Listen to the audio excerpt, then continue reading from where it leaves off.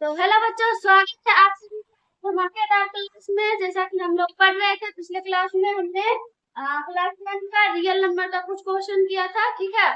जो हमने बताया था उसके बाद में आप किसी भी बुक से अगर आप क्वेश्चन बनाओ तो आपसे बनेगा, और जो क्वेश्चन नहीं बनता है वो क्वेश्चन आप मेरे से पूछो, वो मैं आपको बताऊंगी, ठीक है।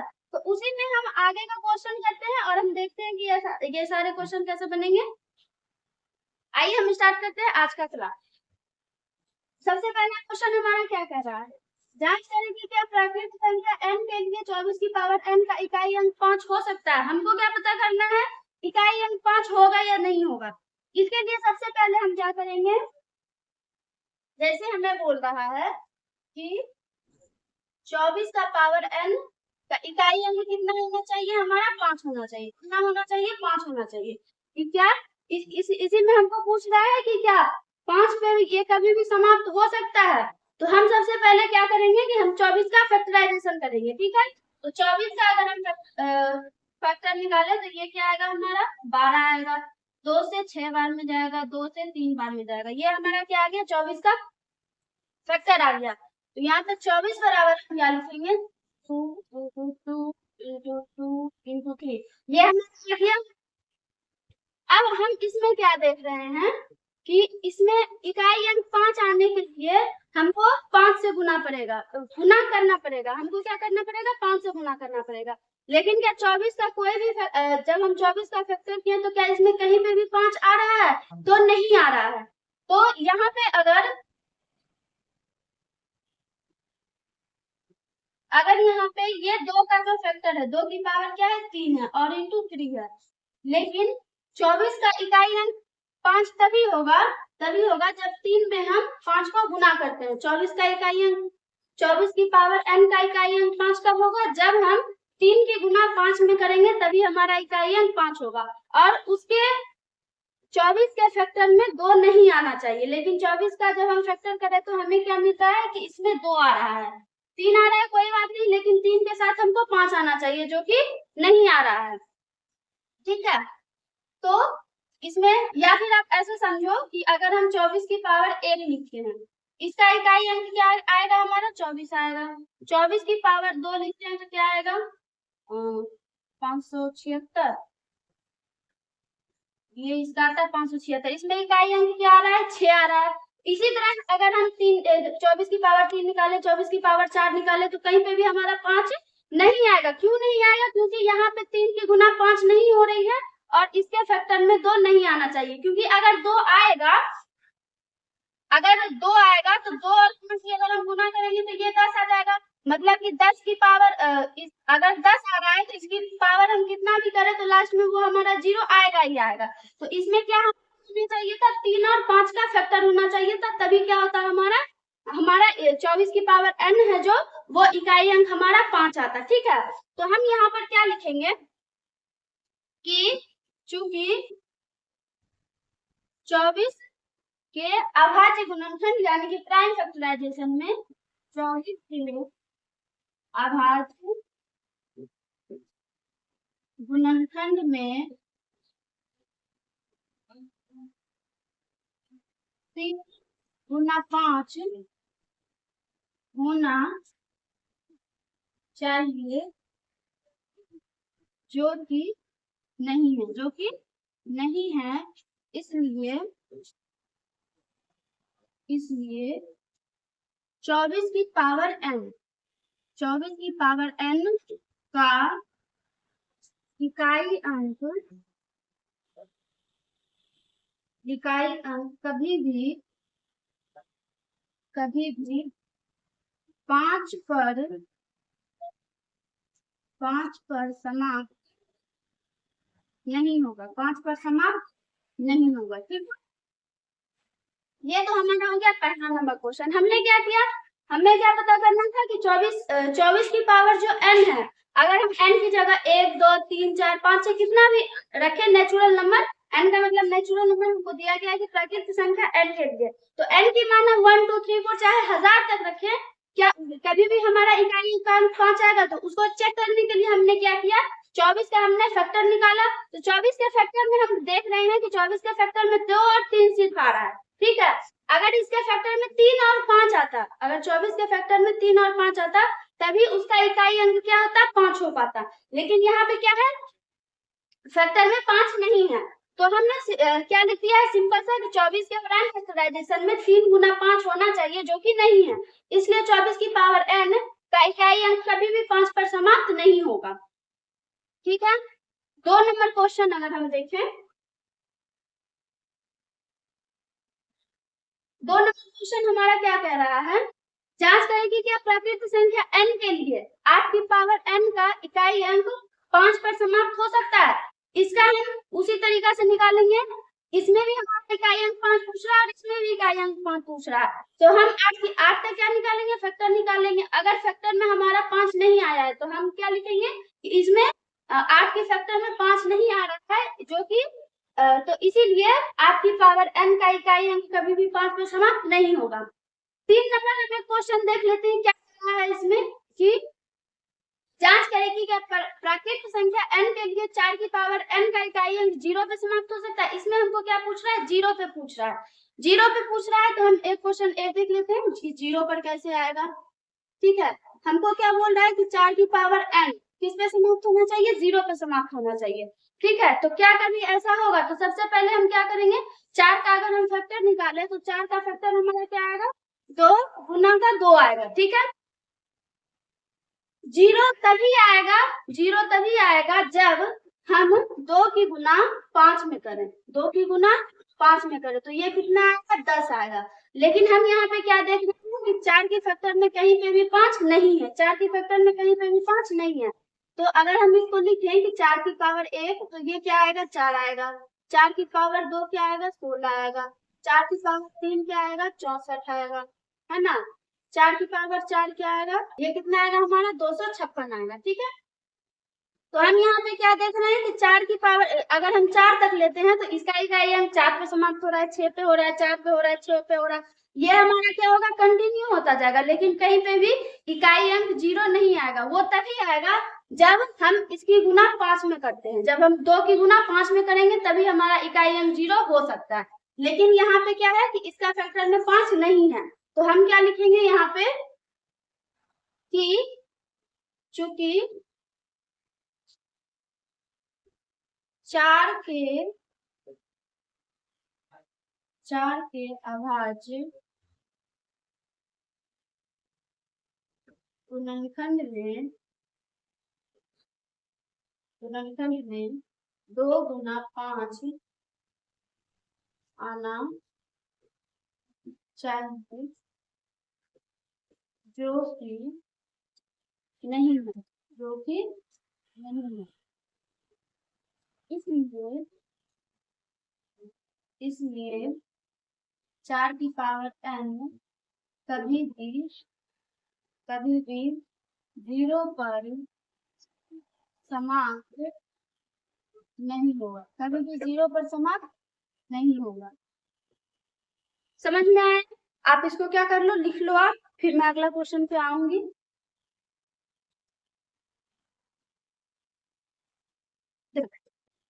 तीसरा नंबर तो हो गया, चौथा नंबर क्या कह रहा है, प्रूव कीजिए कि जितना भी हमको दिया हुआ है, जो भी नंबर हमको दिया हुआ है वो इरेशनल है। हमको क्या करना है, प्रूव करना है कि ये जितना भी सारा दिया हुआ है वो इरेशनल है। तो इरेशनल हम कैसे प्रूव करेंगे, ये हम बताए हुए हैं। ठीक है, यहाँ पे हम सिर्फ समझाएंगे, मैं 2 से 3 क्वेश्चन करूंगी, बाकी का आप खुद से करना। ठीक है, तो देखो सबसे पहले अगर हम पहला क्वेश्चन लेते हैं तो पहला क्वेश्चन हमारा क्या बोल रहा है कि 1/√3 जो है ये हमको प्रूव करना है कि इरेशनल है। 1/3 क्या है, इरेशनल है, तो हम कैसे प्रूव करेंगे। सबसे पहले स्टेप क्या होता था कि जिसको भी हमको इरेशनल प्रूव करने के लिए बोल रहा है, सबसे पहले हम उसको रेशनल नंबर मानेंगे। क्या मानेंगे, रेशनल नंबर मानेंगे। तो हम यहाँ पे लिखेंगे यहाँ पे, माना लेट 1/√3 एक रेशनल नंबर है। ठीक है, उसके बाद हमारा क्या स्टेप होता था कि अगर ये एक रेशनल नंबर है तो 1/3 क्या होगा। अगर ये एक रेशनल नंबर है तो 1/√3 क्या होगा, p/q के फॉर्म में होगा। 1/√3 क्या होगा, p/q के फॉर्म में होगा। अब हम अगर इसको हर परिमेयकरण करना तो सभी को आता होगा, 9th में सभी ने सीखा होगा। तो हम 1/√3 का हर परिमेयकरण करते हैं तो इसमें हम क्या करेंगे, ऊपर से √3 से गुना करेंगे और नीचे भी √3 से गुना करेंगे। तो हमारा ये क्या आ जाएगा, √3/3 आ जाएगा। ठीक है, हम यहाँ पे क्या लिख देंगे, √3 का हर परिमेयकरण करेंगे, हर परिमेयकरण करने पर। ठीक है, तो हमारा क्या आ जाएगा, यहाँ पे √3/3 आ जाएगा और बराबर P/Q आ जाएगा। ठीक है, अब हम √3 बराबर निकालते हैं, √3 बराबर क्या आएगा, √3 बराबर हमारा क्या आएगा, तो ये 3 की गुना उधर जाएगी तो 3P/Q आएगा। अब हम इसमें क्या देख रहे हैं, √3 का जो है वो P/Q के फॉर्म में है और उसकी गुना 3 है। यहाँ पे P क्या है, इंटीजर है, और Q भी क्या है, इंटीजर है। लेकिन चूंकि हम इससे पहले हम ये प्रूव कर चुके हैं कि √3 हमारा क्या इरेशनल नंबर है। लेकिन यहाँ पे तो हमें देखने को मिल जाए कि √3 बराबर P/Q है, मतलब कि ये रेशनल नंबर होगा। ये तो गलत बोल रहा है ना, तो हम क्या लिखेंगे यहाँ पे, चूंकि 3, P, Q एक इंटीजर है, इसीलिए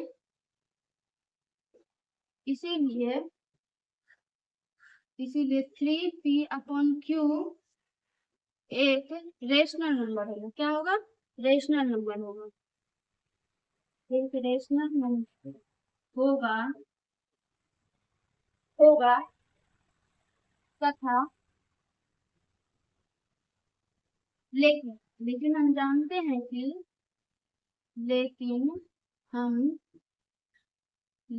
हम जानते हैं कि √3 एक इरेशनल नंबर है, √3 एक इरेशनल नंबर है, तो हमारा मानना कि √3 एक रेशनल नंबर है, गलत है। क्या है, गलत है। तो हम यहाँ लिख देंगे अतः 1/√3, यहाँ पे हम क्या मानेंगे थे, 1/√3 मानेंगे, वो गलत है। अतः 1/√3 एक इरेशनल नंबर है। क्या है, इरेशनल नंबर। ये बात समझ में आ गई। हमने क्या किया, सबसे पहले हमारा स्टेप क्या होता है कि जो भी नंबर हमको दिया हुआ है, जो भी संख्या हमको दी हुई है, जिसको हमको इरेशनल प्रूव करना है, तो सबसे पहले उसको हम रेशनल मान लेंगे। सही है। दूसरा स्टेप है, देखो चूंकि वो रेशनल है तो वो P/Q के फॉर्म में होगा। अब यहाँ पे देखो, चूंकि हमको √3 जो है ये नीचे में था, इसको हमको ऊपर में लाना था, तो हमने क्या किया, √3 का हर परिमेयकरण किया, जो कि हम 9th में पढ़ चुके हैं कि हर परिमेयकरण कैसे किया जाता है, वो हम पढ़ चुके हैं। तो यहाँ पे हम करके भी दिखाए थे, 1/3 का अगर हमको हर परिमेयकरण करना है तो ऊपर से √3 और नीचे से गुना कर देंगे, तो ये हमारा क्या आ जाएगा, √3/3 आ जाएगा। ठीक है, आ जाएगा। तो इसमें हमारा क्या आ गया, √3/3 आ गया और बराबर का P/Q आ गया। अगर हम √3 यहाँ पे निकालते हैं तो क्या हमारा 3P/Q आएगा। तो चूंकि हम क्या जान रहे हैं कि P/Q के फॉर्म में है, तो मतलब कि P भी इंटीजर होगा और Q भी इंटीजर होगा, और जो P है वो हमको पहले से पता है कि इंटीजर है। ठीक है, तो यहाँ पे क्या 3P और Q एक इंटीजर है, इसलिए 3P/Q एक रेशनल नंबर होगा। लेकिन हम जानते हैं कि √3 तो एक अपरिमेय संख्या मतलब इरेशनल नंबर है। तो हम जो ये मान करके चले थे कि 1/√3 एक रेशनल नंबर है, ये हमारा क्या हो गया, गलत हो गया। तो हम यहाँ से कैसे लिख देंगे, अतः √1/√3 एक इरेशनल नंबर है। बात समझ में आई। अब हम आगे का क्वेश्चन देखें, आप इसको लिख लो। इसमें मैं 2 क्वेश्चन और बताऊंगी, बाकी का जो है वो आप खुद से करना।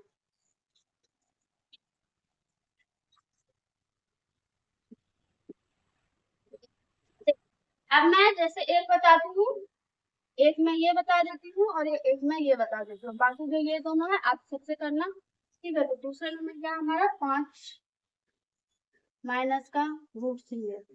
ठीक है, क्या हमको प्रूव करना है कि ये एक इरेशनल नंबर है। क्या प्रूव करना है? इरेशनल नंबर है। सबसे पहले हमारा स्टेप क्या है कि हम सबसे पहले जिसको भी हमको इरेशनल मानने के लिए बोल रहा है, हम ये मान कर चलेंगे कि वो रेशनल नंबर है।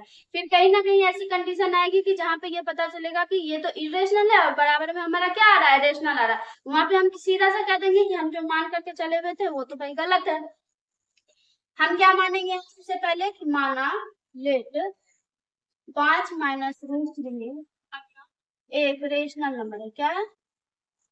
रेशनल नंबर है। ठीक है, तो क्या आएगा? 5 माइनस का रूट 3 बराबर पी अपॉन क्यू आएगा। कोई भी rational number P upon Q के फॉर्म में होता है। यहाँ से हम रूट 3 की वैल्यू निकालेंगे। रूट 3 को अगर हम उधर भेजे तो हमारा क्या आएगा?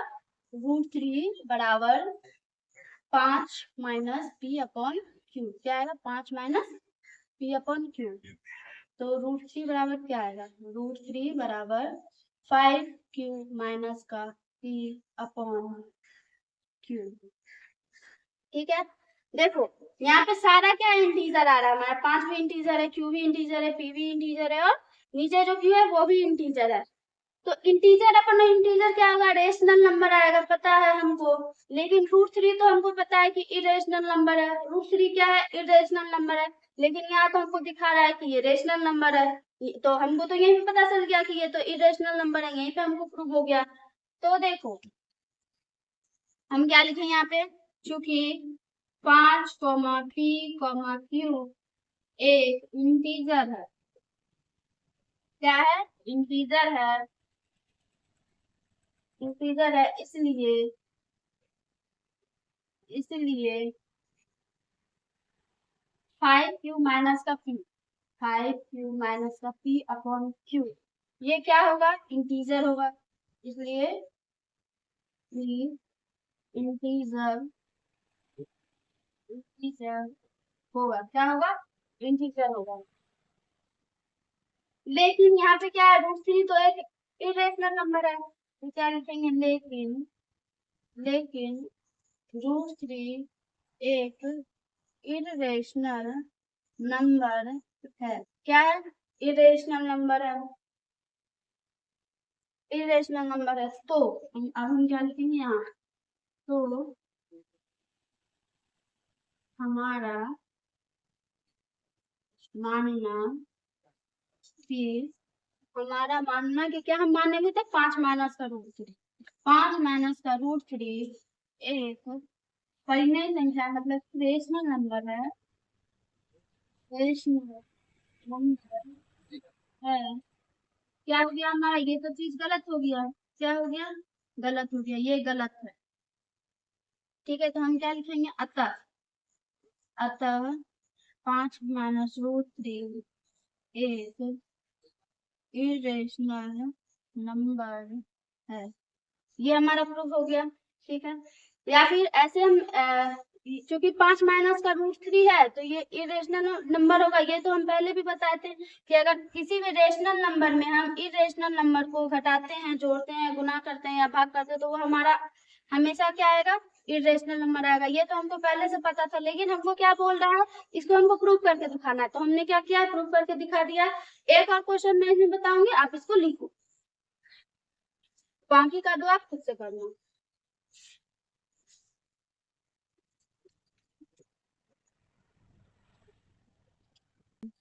4 नंबर क्वेश्चन क्या है हमारा? रूट 7 माइनस का रूट 5। क्या दिखाना है हमको? ये इरेशनल नंबर है। क्या दिखाना है? Irrational number. सबसे पहले हम क्या करेंगे? सबसे पहले हम मानेंगे कि जो हमारा दिया हुआ है वो रेशनल नंबर है। क्या है?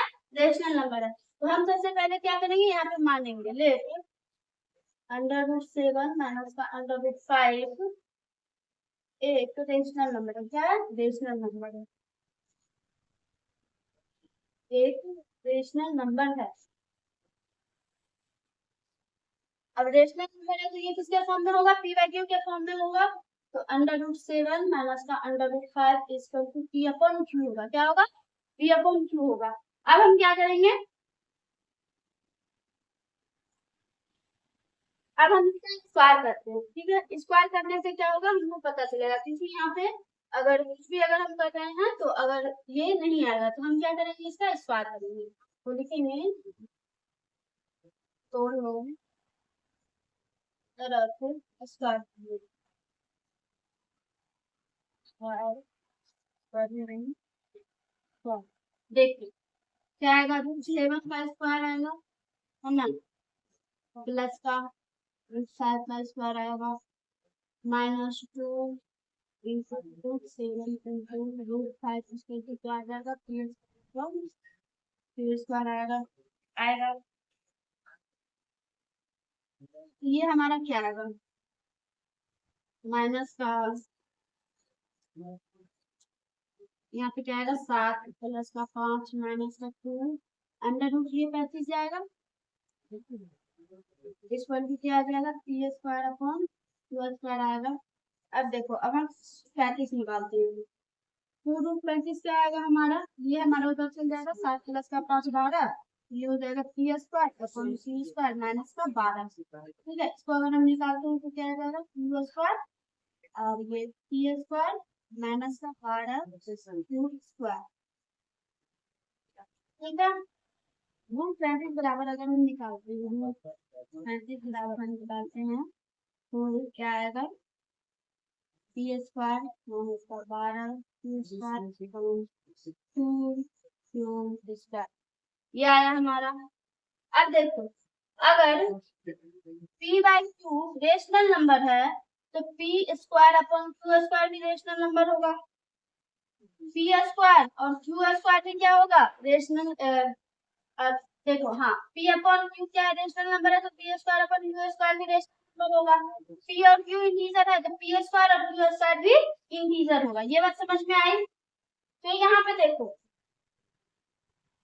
यहाँ पे हमारा क्या आ रहा है अंडर रूट 35 चूंकि हम जानते हैं कि कोई भी परफेक्ट स्क्वायर जो होता है वही हमारा रेशनल नंबर होता है, या फिर परफेक्ट क्यूब हो वही हमारा रेशनल नंबर होता है। लेकिन यहाँ पे अंडर रूट 35 जो है हमको पता चल रहा है कि अंडर रूट 35 तो क्या है इरेशनल नंबर है, लेकिन हमारा क्या किया हुआ है इसके बराबर में हमारा रेशनल नंबर दिखा रहा है। क्या दिखा रहा है, रेशनल नंबर दिखा रहा है। तो क्योंकि पी स्क्वायर भी इंटीजर होगा, क्यू इंटीजर है तो क्यू स्क्वायर भी इंटीजर होगा, ठीक है। और 12 और 2 तो इंटीजर है, ठीक। तो हम क्या लिखेंगे यहाँ पे, चूंकि चूंकि पी स्क्वायर क्यू स्क्वायर 12 और 2 क्या है इंटीजर है, क्या है एक इंटीजर है, इंटीजर है, इसीलिए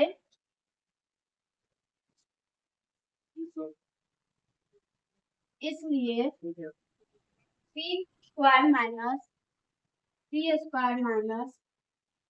Q square upon Q square क्या होगा, ये रेशनल नंबर होगा। क्या होगा, एक रेशनल नंबर होगा। क्या होगा, रेशनल नंबर होगा। तो अब हम क्या मान करके चले गए थे, रूट 7 माइनस 5 क्या है रेशनल नंबर है, क्या है रेशनल नंबर है। तो हमारा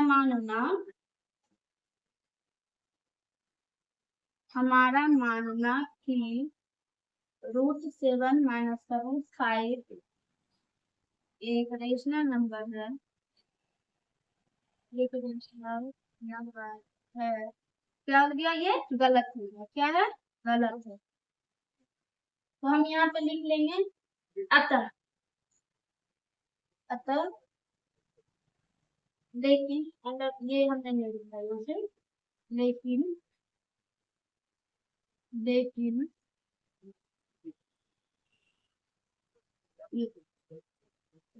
ये होगा, ठीक है रेशनल होगा, लेकिन रूट 35 क्या है इरेशनल नंबर है, रूट 35 क्या है रूट 35 इरेशनल नंबर है, इरेशनल। तो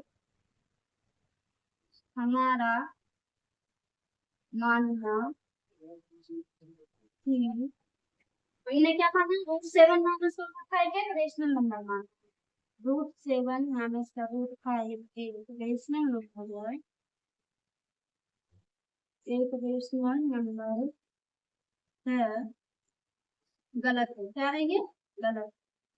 गलत है। ठीक है, तो अब हम यहाँ पे लिख देंगे अतः। अतः √7 माइनस का √5, √7 माइनस का √5 इज रेशियो क्या है? इज रेशियो मामला है। ये बात समझ में आई? अब देखो कौन सा क्वेश्चन बचा है, एक 3√2 बचा है और ये 6+√2 बचा है। इसको आप खुद से करना, नहीं अगर बनेगा तो आप हमको बता देना, आगे खुद से बता देंगे। ठीक है, आप इसको रखो।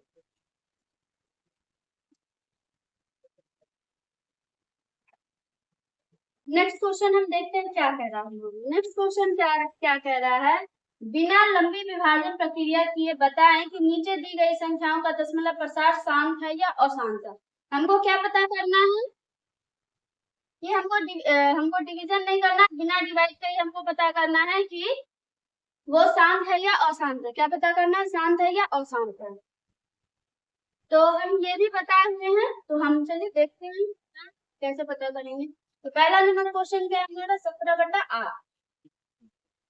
तो दशमलव प्रसार शांत कब होगा? शांत का मतलब टर्मिनेट है और अशांत का मतलब रिपीटिंग होगा। ठीक है, तो हम कैसे पता करेंगे कि कोई भी जो डेसिमल है वो रिपीटिंग है या टर्मिनेटिंग है? कैसे हम पता करेंगे? हम क्या करते हैं, जो हमारा हर है, जो हमारा डिनोमिनेटर है, उसका हम प्राइम फैक्टराइजेशन करते थे। और उसका अगर प्राइम फैक्टराइजेशन सिर्फ 2 और 5 का 2 की पावर m और 5 की पावर n के रूप में आता है, तो ही उसका दशमलव प्रसार क्या होगा? शांत होगा, मतलब कि टर्मिनेटिंग होगा। ठीक है, तो इसमें 8 का देखते हैं। तो 8 हमारा क्या आएगा? 8 आएगा हमारा 2 गुना 2 गुना 2, यानी कि ये हमारा आएगा 2 की पावर 3 आएगा। 2 की पावर 3 आएगा। हम क्या बोले, कोई भी संख्या क्या होना चाहिए, जो सॉरी हर हर क्या होना चाहिए हमारा? 2 की पावर n और 5 की पावर n के रूप का होना चाहिए। ठीक है, इसको हम लिख सकते हैं 2 की पावर 3 गुना है, और इसको हम 5 की पावर 0 लिख सकते हैं। तो क्या आ गया हमारा? 2 की पावर m और 5 की पावर n के रूप का हमारा आ गया। तो ये आ गया, इसका मतलब कि क्या होगा? ये टर्मिनेटिंग होगा। क्या होगा? टर्मिनेटिंग होगा। ठीक है, और ऐसे भी हम एक बार चेक कर लें, अगर हम भाग देकर भी चेक करना चाहें तो 8 गुना 16, यह हमारा 1 आएगा, 0, 8 8 आएगा हमारा, यहाँ 2 आएगा, 0 है ना, फिर 8 दूनी 16 आएगा हमारा, और 2 दूनी 4 आएगा, 0, 8 5 40। देखो ये जा रहा है ना, पूरा भाग में डिवाइड हो रहा है ना। इसका क्या आ गया? इसके बाद अब हमारा कोई भी नहीं आएगा, तो इसका मतलब ये खत्म हो गया। तो ये क्या हो गया हमारा? टर्मिनेट हो गया है। तो 1 नंबर का हमारा क्या गया आंसर कि ये टर्मिनेटिंग होगा। लेकिन हमको क्या बोला था, हमको भाग देकर नहीं पता करना है, बिना भाग दिए हुए पता करना। तो बिना भाग दिए हुए हम कैसे पता करेंगे? सबसे पहले हम उसका प्राइम फैक्टराइजेशन निकालेंगे। अगर प्राइम फैक्टराइजेशन में 2 की पावर m और 5 की पावर n आता है गुना में, तो वो क्या होगा हमारा? टर्मिनेटिंग डेसिमल होगा। क्या होगा? टर्मिनेटिंग डेसिमल होगा। ये बात समझ में आई? तो यहाँ पे हम लिखेंगे चूंकि 8 के अभाज्य गुणनखंड में, मतलब कि प्राइम फैक्टराइजेशन में अभाज्य गुणनखंड में 8 का अभाज्य गुणनखंड 2 की पावर m इंटू 5 की पावर n के रूप का है। इसलिए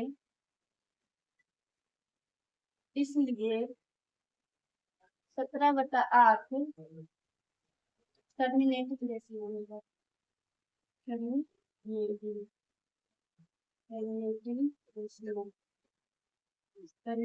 डेसिमल होगा। क्या होगा? टर्मिनेटिंग डेसिमल होगा। ठीक है, 1 नंबर का हमने देखा, और 3 नंबर का हमने देखा। 3 नंबर में क्या है हमारे? 29/343। 29/343। सबसे पहले हम क्या करेंगे, जो भी हमारा हर में है उसका प्राइम फैक्टराइजेशन करेंगे। 343 का अगर हम करते हैं तो 343 का क्या आएगा? ये 7 से जाएगा, 7 दूनी 14, 33, 7 चौका 28, 7 चौका 28 जाएगा और 6 3 7 नंबर 63 जाएगा। ये 7 हो जाएगा, 7 रानी जाएगा 7 तो 343 बराबर हमारा क्या आ गया, 7 गुना 7 गुना 7, ये क्या गया हमारा 7 की पावर 3 आ गया। क्या यहाँ पे हमें कहीं पे भी 2 की पावर m और 5 की पावर n का रूप दिख रहा है? नहीं दिख रहा है। ये क्या है, 7 की पावर 3 है। ठीक है, तो इसका क्या होगा, ये जो है जब हम इसका दशमलव प्रसार करेंगे तो हमारा क्या आएगा, रिपीटिंग आएगा। क्या आएगा, रिपीटिंग आएगा। ठीक है, तो यहाँ पे हम क्या लिखेंगे, जो कि 343 फिर 343 का अभाज्य भी करेंगे।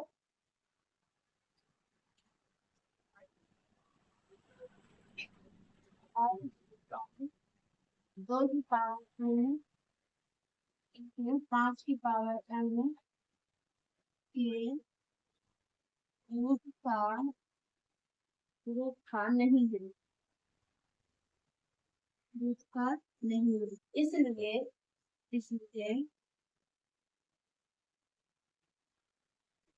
29 से 43 का दशमलव प्रसार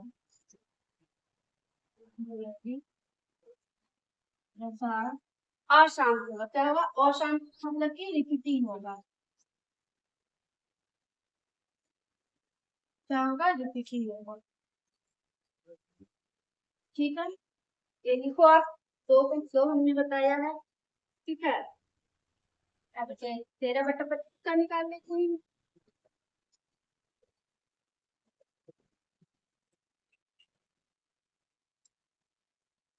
4 आप खुद से करना, 5 भी खुद से करना, 7 भी खुद से करना, 8 का हम बता रहे हैं। जो ज्यादा नंबर है उसको हम बता रहे हैं। 64/455, 64/455। सबसे पहले हम क्या करेंगे, प्राइम फैक्टराइजेशन करेंगे।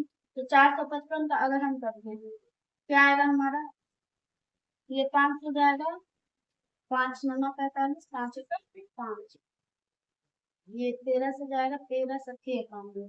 ठीक है, इसमें हमारा क्या आ रहा है, 400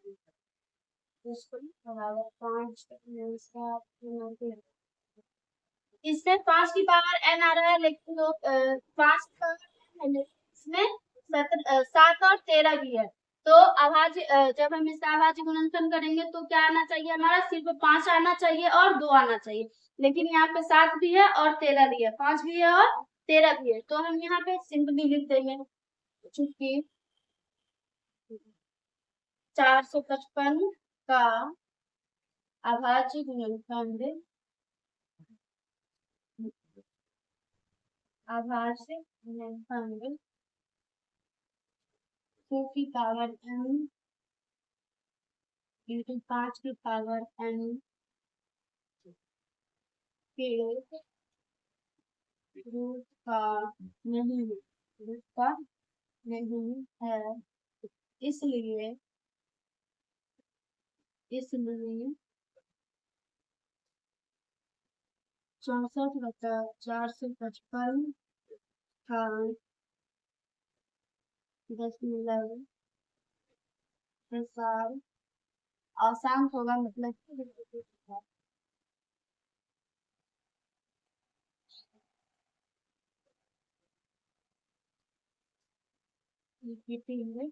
ठीक है, ये हमने देख लिया। क्या है, 129 मतलब 2 की पावर है, 5 की पावर का पावर।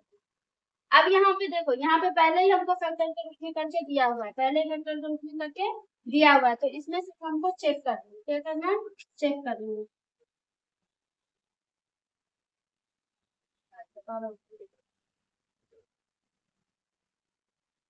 तो हम क्या लिखेंगे, तो यहाँ पे देखो 2 की पावर 2 है, 5 की पावर 7 है, 2 5 का तो गुणन है, लेकिन यहाँ पे 7 भी है। क्या है, 7 भी है, तो क्या होना चाहिए, 7 नहीं होना चाहिए था। तो हम क्या लिखेंगे यहाँ पे, तो हमको सीधा सा दिख रहा है कि ये हमारा रिपीटिंग होगा, मतलब कि अशांत होगा।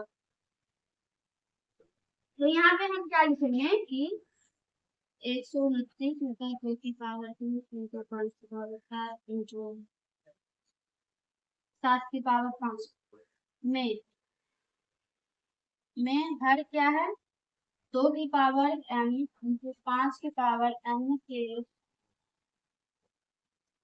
अलावा 2 की पावर n और 5 की पावर n के अलावा 7 भी है। इसलिए इसलिए यह नॉन टर्मिनेटिंग रहेगा। क्या होगा? नॉन टर्मिनेटिंग यानी कि रिपीटिंग होगा। और इसलिए यह रिपीटिंग होगा।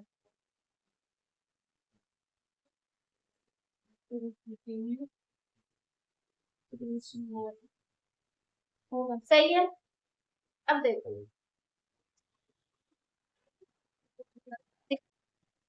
क्या है, 2 की पावर 2 गुना 7।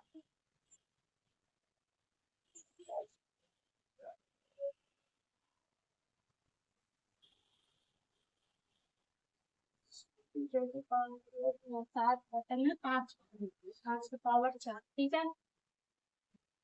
इसमें हम क्या देख रहे हैं, इसका जो है 5 की पावर 4 है, ठीक है। तो इसको हम क्या लिख सकते हैं, 5 की पावर 4 इंटू 2 की पावर 0 लिख देते हैं। 2 की पावर 0 तो 1 ही होगा।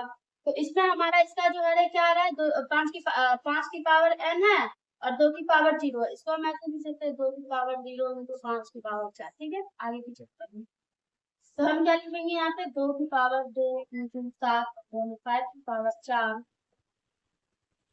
का हर मतलब डिनोमिनेटर 2 की पावर n इंटू 5 की पावर n के रूप का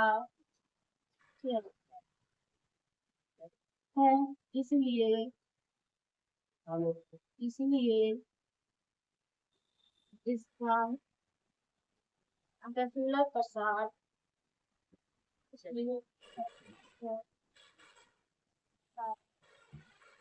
शांत हो, मतलब कि टर्मिनेट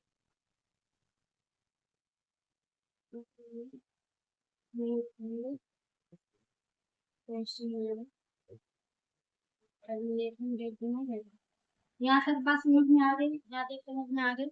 अब देखो हमको क्या बोल रहा है, इसी क्वेश्चन में ऊपर दी गई संख्याओं में जिसका दशमलव प्रसार शांत है, यहाँ पे हमने जिसका भी निकाला है, जिसका भी रिपीटिंग आया है या टर्मिनेटिंग आया है, तो उसमें जो मेरा टर्मिनेट होगा उसका क्या बोल रहा है, दशमलव प्रसार शांत। अगर वो टर्मिनेटिंग है तो उसको हमको लिखने के लिए बोल रहा है कि अगर हम उसका विस्तार करेंगे तो क्या आएगा, ठीक है। तो इसको हम देखते हैं, ये सारा क्या है हमारा टर्मिनेटिव है। अब अभी हम चेक किए थे, टर्मिनेट, ये सारा क्या है, टर्मिनेटिंग है। अब हमको क्या बोल रहा है, हमको भाग नहीं देना है, भाग देके हमको नहीं पता करना है कि उसका दशमलव प्रसार क्या आएगा, ठीक है। मतलब अगर हम उसको विभाजित करते करके देख रहे हैं तो वो कहाँ पे खत्म होगा, हमको भाग के द्वारा नहीं देखना है। तो हम कैसे देखेंगे, तो जो भी हमारा हर में होगा, जो भी हमारा हर में होगा उसको हम 2 की पावर n, 2 की पावर n और 5 की पावर m के रूप में लाएंगे, ठीक है। मतलब कि नीचे में है तो हमारा 2 की पावर भी सेम होना चाहिए और 5 की पावर भी हमको सेम लाना है। तो हम क्या करेंगे, आसानी से उसका हमको दशमलव प्रसार निकल जाएगा, नहीं तो हमको क्या करना पड़ेगा, भाग के निकालना पड़ेगा। तो जैसे हम अगर 17/8 को देखते हैं, 17/8 हमारा क्या होगा, 17/2 की पावर 3 होगा। अभी हम क्या बोले, 2 की पावर भी सेम होना चाहिए और 5 की पावर भी सेम होना चाहिए, ठीक है। तो 2 की पावर 3 तो हमको दिख रहा है, हम क्या करेंगे, ऊपर नीचे 5 की पावर 3 और 5 की ऊपर नीचे क्या करेंगे, 5 की पावर 3 से गुणा कर देंगे। तो 2 की पावर भी 3 है, 5 की पावर भी 3 है, ये तीनों सेम मिल गया। इसका हमारा क्या आएगा, 17 गुना 125 ये क्या आएगा, 10 की पावर 3 आएगा। तो 17 गुना 125 अगर हम करते हैं तो क्या आएगा, 17 पच्चीस 85, 2125 आएगा, क्या आएगा 2125 आएगा, और बर्तन में 1000। ठीक है, हम क्या करें, हमको पता है कि नीचे में जितना भी जीरो रहता है उतना उतना अंक के पहले क्या लगाना होता है, दशमलव लगाना होता है। क्या लगाना होता है, दशमलव लगाना होता है। ये हमारा क्या आएगा 2.125, ये हमारा क्या निकल गया, इसका दशमलव प्रसार निकल गया जो कि शांत है। ठीक है, दूसरा नंबर हम देखते हैं, दूसरा नंबर क्या बोल रहा है, ये तो पहला हो गया, दूसरा देखते हैं। 2 की पावर 2 7 5 की पावर 4 है। ठीक है, हमको नीचे में क्या करना है, 5 की पावर 4 है तो 2 की पावर भी 4 लाना पड़ेगा। तो 2 की पावर 4 तो नीचे है नहीं, तो हम क्या करेंगे, 2 की पावर 4 से गुना कर देंगे, 2 की पावर 4 से गुना कर देंगे। तो हमारा क्या आएगा, ये हमारा हो जाएगा 2 की पावर 6 गुना 7 बटा 5 गुना 2 की पावर 4, ये आ गया हमारा। अब देखो इसको अगर हम देखें तो क्या आएगा, 2 की पावर 6, 2 दूनी 4, 4 दूनी 8, 8 दूनी 16, 16 दूनी 32, 32 दूनी 64, पावर 2 की पावर 6 कितना आएगा, 64 आएगा हमारा। ठीक है, इसको अगर हम 7 से गुना करते हैं तो क्या आएगा, 7 से 28 का 8, 8 से 2 और 64 से 42 और 45 44, ये आ गया हमारा 448 बटा, और 10 की पावर कितना आएगा, 4 आएगा, 10 की पावर कितना आएगा, 4 आएगा।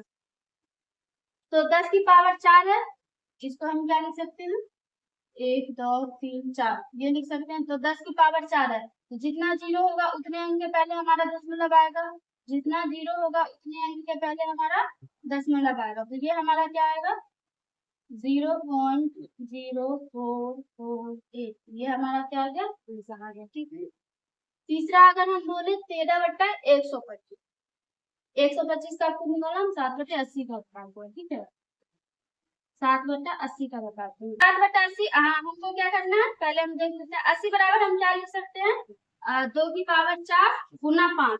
तो इसको देखो 2 की पावर 4 16 आ जाएगा, 16/85। ठीक है, और 2 की पावर 4 है लेकिन 5 की पावर 4 नहीं है, हमको क्या करना है, पावर को सेम करना है। तो हम क्या करेंगे, ऊपर भी 5 की पावर 3 से गुना करेंगे और नीचे भी 5 की पावर 3 से गुना करेंगे। तो ये क्या आ जाएगा, 5 की पावर 4 आएगा, मतलब कि 7 गुना 125 बटा 2 की पावर 4 और कितना आएगा, 5 की पावर 4, पावर पावर सेम आ गया। ये अगर हम 125 गुना 7 करते हैं तो ये हमारा 875 आएगा, और ये कितना आएगा, 10 की पावर 4 आएगा, कितना आएगा, 10 की पावर 4 आएगा। इसको हम क्या लिख सकते हैं, 875 बटा 1 2 3 4, ये आएगा हमारा। और जितना जीरो है उतने जीरो के पहले दशमलव लगेगा, मतलब कि 0.0875, ये हमारा क्या है, आंसर हो गया। ठीक है, तो इसमें जितना भी बचा हुआ है वो आप खुद से निकालना है। ठीक है, और अगला आगे का क्वेश्चन हम लिखते हैं तो फिर उसको हम बताएंगे। तो देखो अभी तक हमने क्वेश्चन किया, सारा क्वेश्चन आप लोगों को समझ में आया होगा। ये एक लास्ट क्वेश्चन है, ये भी बहुत सिंपल है। ठीक है, इसमें भी कुछ नहीं है। इससे पहले एक छोटी सी स्टोरी जो हमने खुद से बनाई है वो आप सुनो, आपको कैसा लगेगा आप हमको बताना। ठीक है, गणित के विषय में है। ठीक है, दो लड़का होता है, ठीक है, एक का नाम तन्नू होता है, एक का नाम मन्नू होता है। मन्नू तन्नू दो भाई होते हैं, तो वो दोनों क्या होता है, गणित में पूरे निकम्मे होते हैं। गणित में क्या होता है, पूरे निकम्मे होते हैं। तो उनको जॉब के लिए तो इंटरव्यू देना होता है। वो दोनों क्या करते हैं, वो जाते हैं इंटरव्यू के लिए। तन्नू और मन्नू क्या करते हैं, जाते हैं इंटरव्यू के लिए। तो वहां पे जो सवाल पूछने के लिए बैठा हुआ रहता है, जो इंटरव्यूअर रहता है, वो सबसे पहले कौन जाता है, तन्नू जाता है। ठीक है, सबसे पहले तन्नू जाता है। तो उसे क्वेश्चन क्या पूछता है कि मान लो आप ट्रेन में ट्रेवल कर रहे हो, ट्रेन में आप ट्रेवल कर रहे हो, तो अगर आपको गर्मी लगे तो आप क्या करोगे। तो तन्नू तन्नू गया था ना पहले, तो तन्नू क्या बोलता है कि साहब पहले तो मैं खिड़की खोलूंगा। तो इंटरव्यू में फिर क्या पूछता है पता है, वो क्या बोलता है, चलो ठीक है मान लो खिड़की जो है वो 2 स्क्वायर फीट का है, खिड़की क्या है 2 स्क्वायर फीट का है, और जो ट्रेन है वो पश्चिम की तरफ जा रही है, पश्चिम की तरफ जा रही है कुछ वेग से, और हवा के है ना कि उसके विपरीत दिशा में चल रही है, 2 किलोमीटर प्रति के सेकंड से चल रही है, ठीक है। और ट्रेन दौड़ रही है 40 किलोमीटर प्रति घंटे के हिसाब से दौड़ रही है। तो तुम हमको ये बताओ कि डब्बा जो है कितनी देर में ठंडा होगा। तो अब तन्नू बोला साहब मैं तो नहीं जानता। तो वो क्या बोल रहा है कि यू आर फेल, अब तुमको जॉब नहीं मिलेगी। वो चला जाता है बाहर। वो बाहर जाकर अपने भाई से क्या बोलता है कि देख भाई, इंटरव्यूअर ने ऐसा ऐसा सवाल पूछा है, सारा तैयारी करके जा। अब चूंकि वो भी गणित, उसको भी गणित नहीं आता है, तो वो क्या करते हैं, अब बोले ठीक है, पर उससे जितना भी तैयारी हो चुका होगा, हो सकता था, उसने किया और फिर वो अंदर गया, ठीक है। फिर उसने उससे भी अब मन्नू से भी वही सवाल पूछा कि तुम ये बताओ कि आप ट्रेन में ट्रेवल कर रहे हो, अगर आपको गर्मी लगी तो आप क्या करोगे। तो उसने पता क्या बोला, सबसे पहले तो मैं अपना कोट खोलूंगा, ठीक है। तो फिर उससे पूछा गया कि आप ये बताओ, और ज्यादा गर्मी लगी तो क्या क्या करोगे। बोला अब मैं शर्ट भी खोल लूंगा, ठीक है। फिर पूछा और तेज गर्मी लगी तो क्या बोला।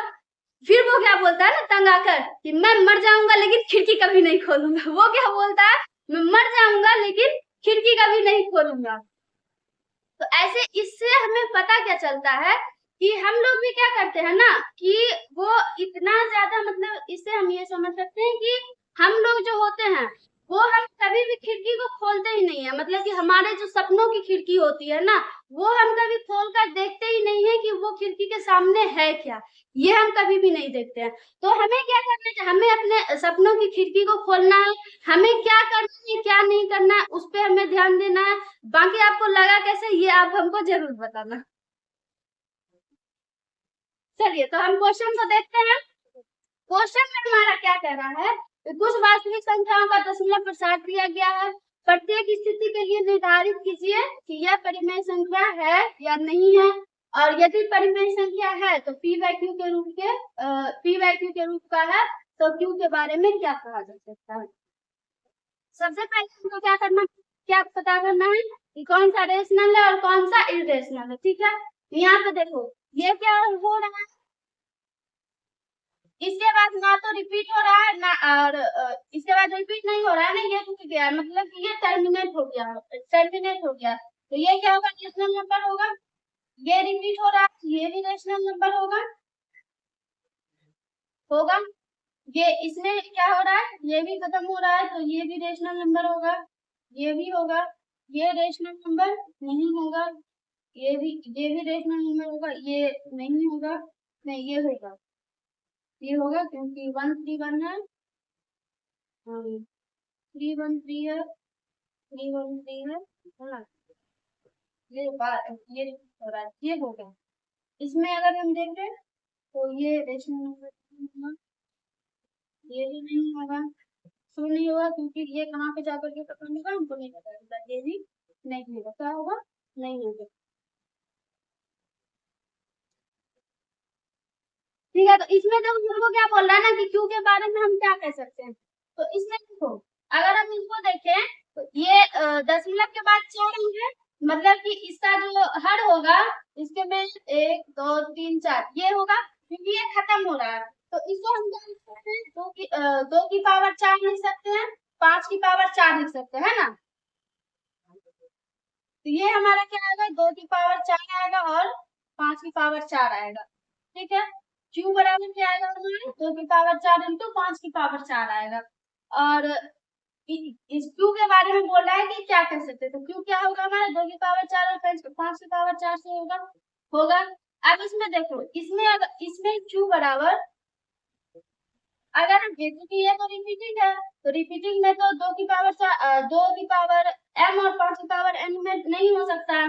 तो इसको हम क्या बोलेंगे कि क्यू नॉट इक्वल टू होगा 2 की पावर m इंटू 5 की पावर n के रूप का नहीं होगा, जहाँ पे क्या होगा, m और n बिलोंग्स टू इंटीजर होगा, ठीक है। इसमें क्या होगा हमारा 1 2 3 4 5 6 7 है,